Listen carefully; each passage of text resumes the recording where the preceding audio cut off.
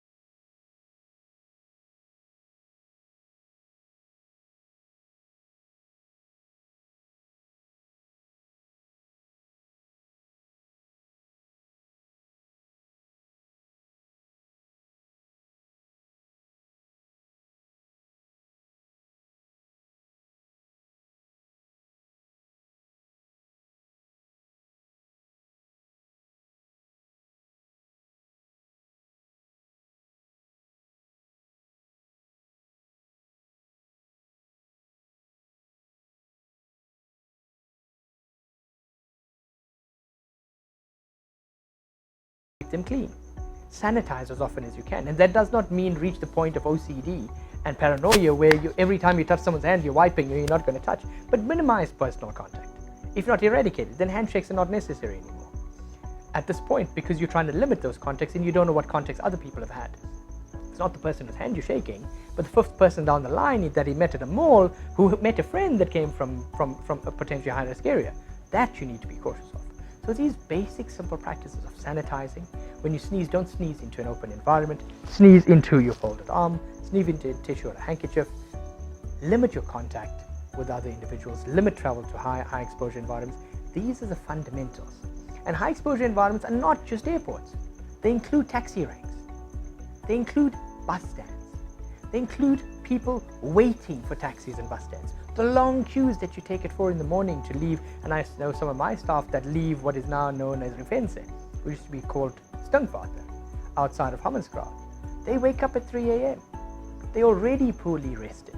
We've provided as much support as we can, but some choose to travel. When they wake up at 3 a.m. to get in that queue at 4:30 to make sure they'd work at 7:30, those are the risks. Because it's not that they're immune compromised.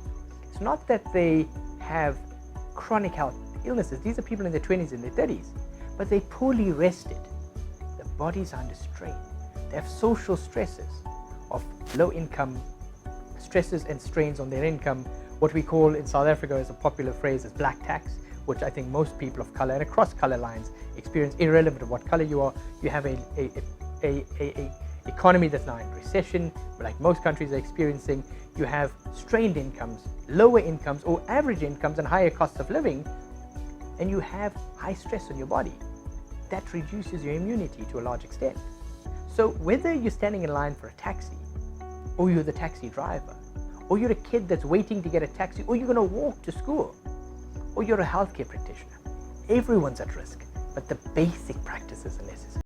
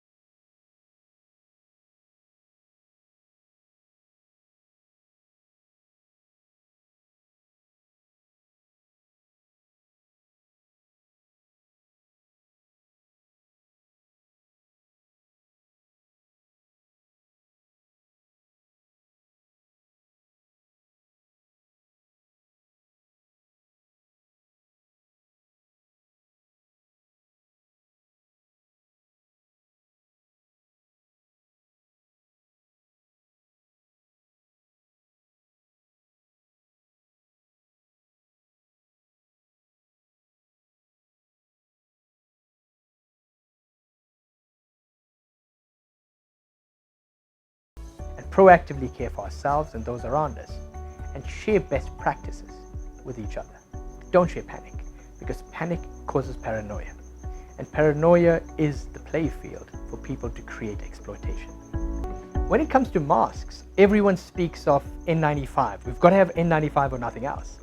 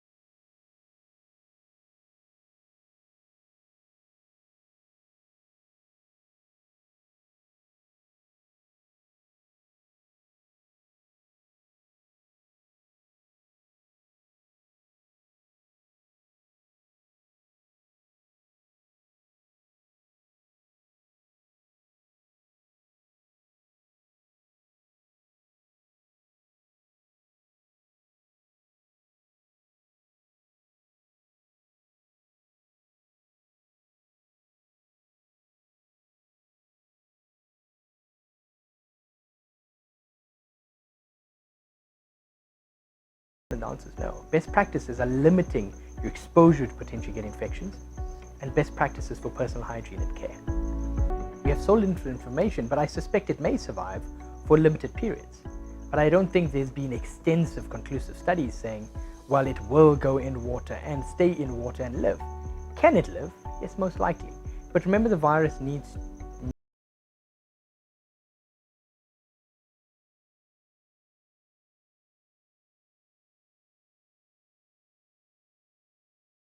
Can it survive outside of the body? Current data says it can. So you can have infected surfaces. It can be spread by somebody coughing, so in the air. But coughing means you could have infection in the surrounding area of an infected individual. Not a cough here in Pretoria and you catch it in Durban. That's highly impractical. So I think we've got to use some level of common sense. Your risks and your response of what you do for the coronavirus is the same basic precautions that you should have been taking for the normal flu that we get seasonally or at least annually. And it is the same practice you should be taking in a country that has high risks of TB. All we're saying is because of the unknowns and the complexities and the speed at which complications are being found related to this infection, we need to act now, not soon, now, to limit the spread of the infection, protect ourselves and our loved ones, friends, family, and colleagues equally. I know in terms of mammals, there is the potential risk that it may transfer, because there was talk that it came from a mammal-related transfer. Some are saying bats, others are not. So there's conflicting information depending on the source, but it was an animal source, a non-human source at least. Can it spread to seafood? I have my doubts. I wouldn't say it's impossible, but trying to take a virus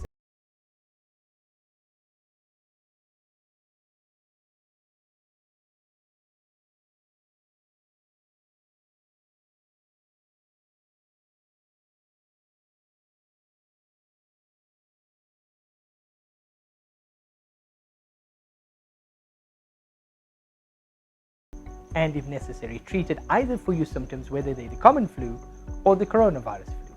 We need to actively be on the high lookout, and as we say in the medical world, have a high index of suspicion if you have those symptoms.